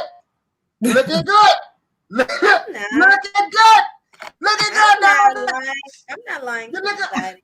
He should have chose a better wig. I think that's what threw me off was his wig. Like, it wasn't even shiny enough. Like, you didn't really give the Dre curl look. I think it was like micro braids with flexi rods, or it just the hair is what threw me off. You know why. And a darker purple probably went better with his complexion for me. And then I would have been like, "Oh, you look fire," but all while wearing purple today. You see how y'all women do? What do you mean? That's all he wanted from his. That's about him too. That's all Nas wanted. That's all Nas wanted. He wanted to be accepted into the womanhood. All she had to do was to give him just like you did. She ain't have to shun him like that. She ain't have to shun Lil Nas X like that. Because that wasn't right. Yeah, she shaded him with some tea. She shaded him. No, she didn't. That's what they say on the real. That's what they say on the Real Housewives of Atlanta world. That was a little bit of shade. She gave some shade. I think Cynthia Bailey would call that some shade. I love me some Cynthia. But with the fashion world, Russell Westbrook recently came out in a photo shoot in which he was wearing a dress or a skirt. And that also sparked a debate because people were like, well, he's not gay because he has on a dress. So what is Boosie going to say now? And that upset me because it's like, who is Boosie? Like, why do you care if you know Boosie does not condone that type of influence on his kids or in his lifestyle? Like, why are y'all instigating this? You know what I'm saying? Like, my problem when we start attacking people's clothing, because I always have a problem with this, right? I have a problem when we attack people's clothing because we don't know where people draw inspiration from. Now, I don't know why Russell Wilson had on a skirt, but hell, I don't know why Leonidas and the 300 went across the world with skirts on to fight the people that disrespected them when they was trying to take over the world. I don't know why Jesus and the disciples wore big dresses. They didn't have jeans and pants on. I mean, listen, we don't know where people draw their inspiration from. So when I see a guy today and walking in a skirt, hey, if he's not saying he's gay, he may be drawing his inspiration from the Romans and from Caesar and wherever he may be. The thing about it is we can't put dress in a lifestyle. Dress clothing is like something that's super weird. You know? I mean, like, can't do it. Can't do it. I hate that. That's like one of my biggest pet peeves. To assume a person's sexual orientation because of what they're wearing is even more hilarious. Now, let's just be real. Lil Nas X has come out and openly admitted to being a homosexual, and Russell Wilson has not said that he's a homosexual. Prince never said that he was a homo. Yeah, Russell Westbrook, not Wilson, but Russell Wilson got in trouble this week too, apparently. But well, we're gonna talk about that next Monday, and we're gonna talk about that Saturday. But apparently, with Russell Westbrook, you know, we don't know. He hasn't come out and said that, and even with Prince back in the day, he didn't come out and say that. But there was a certain type of style that, like, really dominant men put on a whole culture of all men. Period. You know, and there's a certain amount of unity that women have that is expected amongst women, right? So obviously, I get why Lil Nas X feels shaded a little bit because he's trying to incorporate himself with the women. He's not on the man's side. He expect the man to be like moving on. But he don't expect a woman. Did he expect that girl to be able to like his girlfriend? Now, are you open to wearing skirts and dresses? Who, AWAL? AWAL? No, open to wear skirts and dresses? No, you Sixxcess, because you know you're. I don't want to say eclectic, but you know how you're different. You're outgoing. Yeah. You push the line a little bit. You know. Yeah. I'm actually looking into the chaps. But let's just be real. If I was to ever put on what they call a skirt in America, you best believe I'll be in Scotland with some Irish people, and they better be taking me in a bagpipe competition. Like, there better be a bagpipe theme going along, and the whole thing that they do for the Irish, right? Because I don't see any reason for me to actually be in the skirt. Like, that's the whole thing. Like, I don't know what their theme is. What if a magazine, a huge fashion magazine design or a fashion designer comes to you and say, "Hey, we're going to put you on the cover of X magazine, but we want I'd have to know the theme." And it's a maxi dress. Would you wear it? A maxi dress on the cover of a huge fashion magazine? No. See, one of the top designers asked you to do so. No, that wouldn't be lucrative. That wouldn't be lucrative for the magazine or myself. No, I would not do that, right? Because I can't identify with that.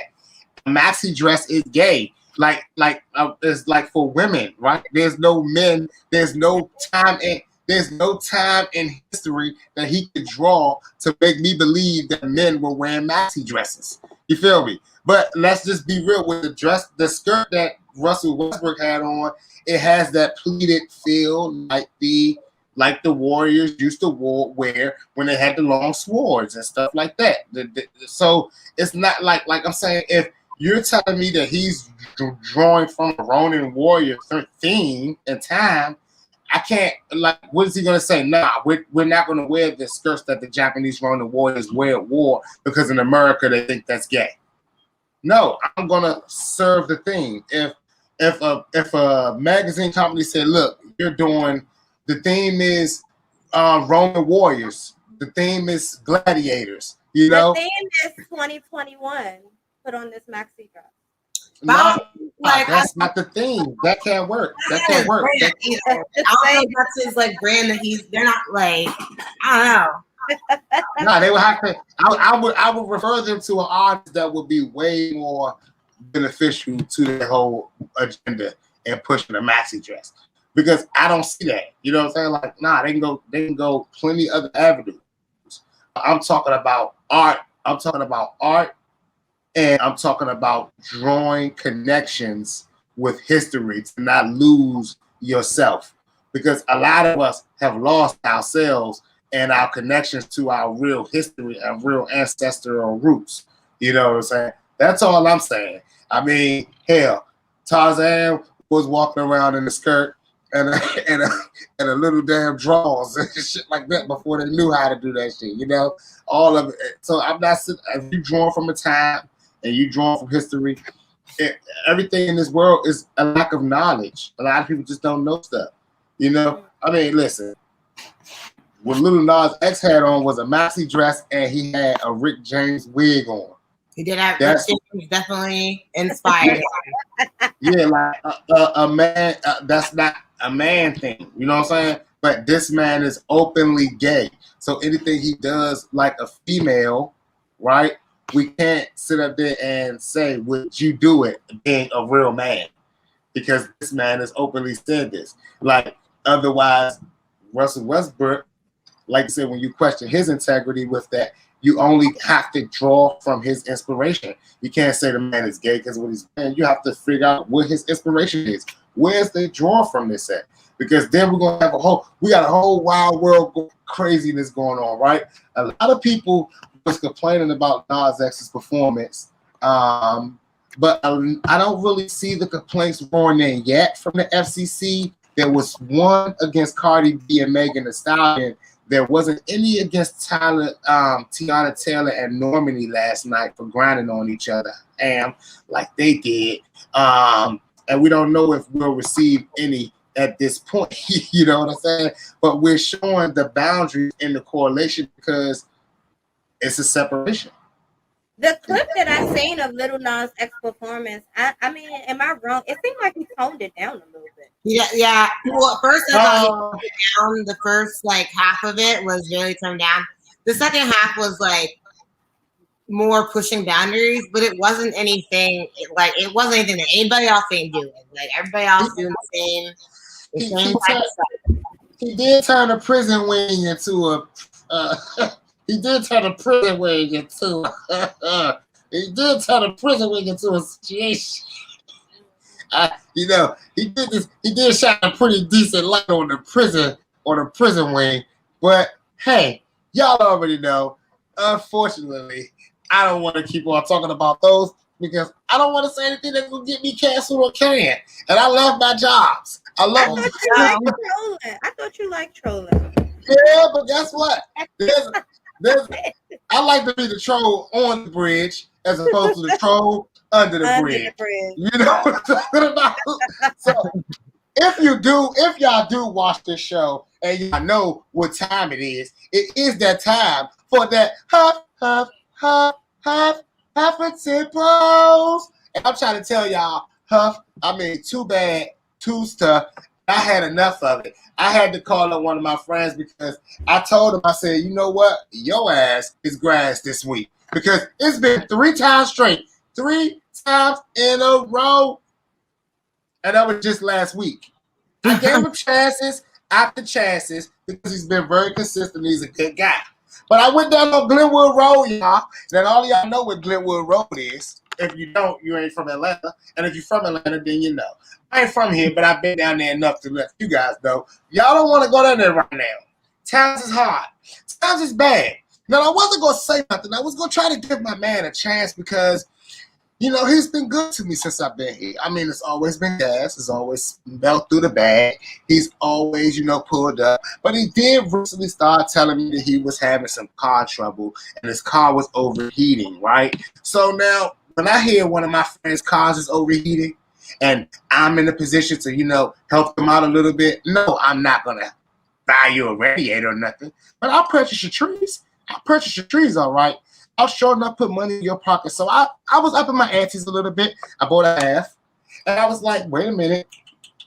Something ain't right about this half. So, you smoke a half down. And once the day was over, I realized that the half was gone. And that usually don't happen. So I called him again and I bought a 7. Right? I'm twinkling it down. I'm twinkling it down because something ain't right here. And I got 7 and I'm like, something ain't right. Something just ain't right. So I called him the third day, and I had this free, listen, y'all, before y'all tell me why, I gotta tell y'all, this is me. He was in a bind. His car's in the shop. He need to get it out. And I did not want to just give him money, so I purchased his trees. So the third day, I was back, and instead of buying a halftime or 7, I bought a 3.5. This is where things got funny. It was already not really good. Not good. But when I bought that 3.5, y'all won't believe what I found inside of my bag of trees. That's right. I found the damn trees, daddy. It was a seed in my weed. It was seeds in my weed. Now, I'm not going to lie to y'all, because this is the Huffington Post, and this is not about lying. I was on the phone with one of my good friends who tried to tell me, well, weed does have seeds in it. And he knows that I went to college for this. Like, I actually have a diploma in medical marijuana and CBD to know these things, right? And I said, if there's weed in my seed, that means if there's seeds in my weed, he grew this in his mama's kitchen. Mm-hmm. And I did not ask him for no homegrown organic bullshit. And if you are going to be giving me your homegrown, your mama's cooking, you could at least make it the damn best one that she got down there. And if that is the best one that she got down there in the basement, you might want to go ahead and burn all the shit down, guys. Y'all go ahead and burn it down and start over. Call your guy that you was getting it from. I'm sure you've made enough money so far this week. Fuck the radiator. Call your guy. Get you some good stuff, and you'll have your radiator back in a week. Okay? Because that stuff that you're serving right now is only going to make all of your clients so mad that when you get your radiator back, you won't be able to sell anything else. Yeah, that is true. So all of you guys that's down there on Glenwood Road or pulling up on Glenwood Road, if you happen to catch this show, don't go! Wait a week! Wait until they get a call to shop. You heard it here first. If you get caught up down there, it's on you. But just wait till the man gets called to shop, because obviously he's just getting it right out the basement. He's not going nowhere to get it no more. And it tastes like it. And I found seeds in it. And I was very much so displeased with it. So that was this week's Huffington Post. Dang. You know what? You kept going and buying it from helping the brother out. You know what? I'm a really good friend. And honestly, like with me, like I do a lot of marketing. I do a lot of marketing for people. I do a lot of daggone consultation for people. So I'm always on the phone, right? So it's not just about like when I got down here, I couldn't find anybody, let alone find somebody that would deliver to me. So when he went into his bag, I didn't want to just dump him because he couldn't drive to me no more. That's like dumping your girl because she don't got a car. You know, it's like we're done. So I couldn't do it. I said, I gave him a shot. But, you know, hopefully in his mental that he doesn't think that I'm smoking this much, that he says, okay, he's good for a couple of days, for a couple of weeks maybe. He'd have grabbed up all his trees. So then when I go back to see him, I won't have to, you know, mention it. But what I'll do is I'll send out that text, new flavors. Right, that's what you always ask when you take a hiatus. Because honestly, just like everyone that goes on my Huffington Post, in case you don't know AWAL, they get a 2-week suspension. And with a 2-week suspension, that means you won't be seeing me for 2 weeks. And I'll give you 2 weeks to get yourself together. And if I return in those 2 weeks and you're still down and out like the Kanye West and Cameron song, if you're still down and out in those 2 weeks, I will retire you from my call log. And I have erased names and text messages to let you know it's true. When certain tree man text me, they be like, hey, bro. I be like, who this? They know. It was on my Huffington Post. They know. They was on my Huffington Post. So, AWAL, we had a great show. We did. Tell everybody where to find you at, how to find you. You can find me on Spotify, Apple Music, Tidal, Amazon Prime, Pandora, all that good stuff. And I'm also on social media, Facebook, Twitter, Instagram, AWAL2 Music, AWAL. And I'd love to connect and network with everyone. Say hello. Yeah, man. So y'all definitely make sure y'all go ahead and follow her. Hit up all them links. Check out her music. I did. Definitely good music. Definitely a great interview. Jezabel, what you got coming up? Because you know I got a busy week this week. Well, we didn't get into it, but this weekend I had the pleasure of meeting Dr. Umar Johnson. Sixxcess. I know how you feel about him, but you know how I feel about him. We're going to have And to dedicate a whole show to that. I also had the pleasure to interview Face Lover last Friday, so that was awesome. We're going to have to dedicate a whole show to that. His full interview will be dropping in a few days. This week, we're trying to get 3 Monty on the show, so we're just trying to lock in a time right now, but more than likely we'll have him on this Fridays. Yeah. And that's pretty much it. Man, and y'all already know me. I'll be in Jersey this Thursday. I'm gonna be killing shit like I usually do. I got the new project dropping. I'm gonna keep telling y'all I got the new project dropping. We just shot the video for the new single DPWY last night, which was lit. Y'all, we got some really good. This video right here is definitely gonna be one of the videos that I see going very much so viral. We actually did a movie. Like, this guy came out and shot a movie. We had drones, we had all types of shit. I was like, damn. All right, so that is cool. Y'all already know, tune in Saturdays on iHeartRadio. If y'all don't have iHeartRadio on your apps, iHeartRadio, tune into Hip Hop 95. If you don't got iHeartRadio, you can download Hip Hop 95 from hiphop95.com. and you can check that out. Got some big news coming next week, and I will be definitely breaking that news next week. So everyone definitely tune in.